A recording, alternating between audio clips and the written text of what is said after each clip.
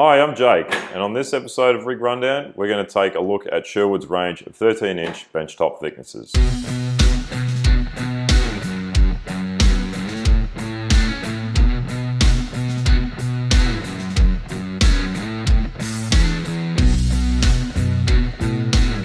I'll go through what they all have in common first. If you are looking for a particular model, you should have timestamps below. Feel free to just skip ahead.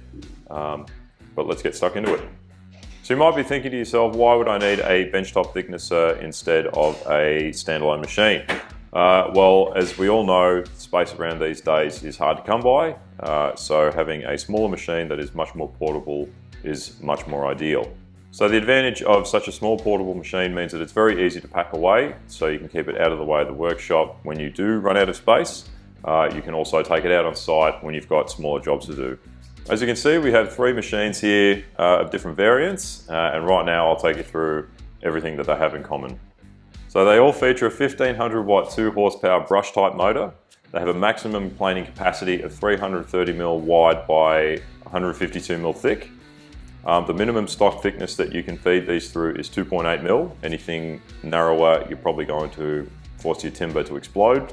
They also all feature top mounted portable rollers, so that when you are feeding your timber out, you can chuck it straight back on top, slide it back over. They have a planer bed size of 330mm by 240, which is located inside the machine, not featuring the in-feed and out-feed table.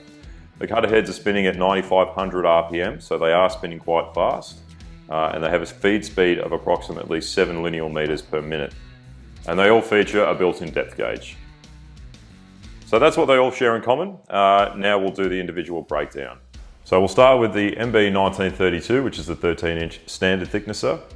So the features that stand out for this model are, apart from its affordability, is its portability. So it's slightly more lightweight. The machine base is cast alloy instead of granite. The cutter head itself is a straight blade cutter block, which features two high-speed steel knives. So who would this model be best suited for? So to be best suited for entry-level woodworkers who are trying to maintain a fairly tight budget while still getting a great quality machine. It'd also be really good for carpenters if you have errant pieces of skirting or architrave, or you're doing herringbone floors, you're doing other kinds of parquetry, and you've got that one board that just needs to take a little bit off. There's your opportunity. It is, however, a straight blade cutter, so anybody who has experience with these machines will testify to the fact that regardless of grain direction, you will tend to get some tear out, which you will end up spending a bit of time having to clean up. On that note, we'll step up to the next model, the MB1936, or the segmented spiral cutter. So stepping up from the MB1932 to the 1936, the immediate differences are the more robust, much more heavy duty granite base in the machine. That should eliminate a lot of vibration and a lot of chatter. Obviously it has a different cutter block installed, and it also features a larger in-feed and out-feed table. So looking at these machines side by side, they are almost identical. The only difference really being the cutter block that is installed. I'll talk about that in a minute, but for now let's just move on to the MBSC 1936. So the MBSC 1936, on my left here, is our 13-inch Deluxe thicknesser that features a true spiral helical cutter block. Again, side by side they look completely identical. It's just the only difference really is the cutter block.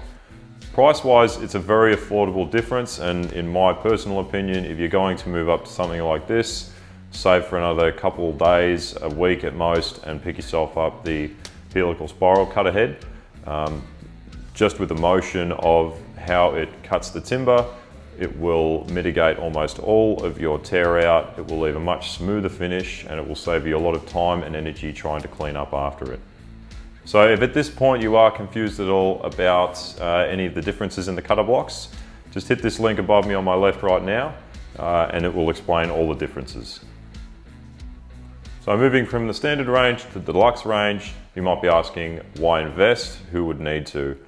Anyone who has used one of these machines before will know how much of a pain it can be to clean up tear out.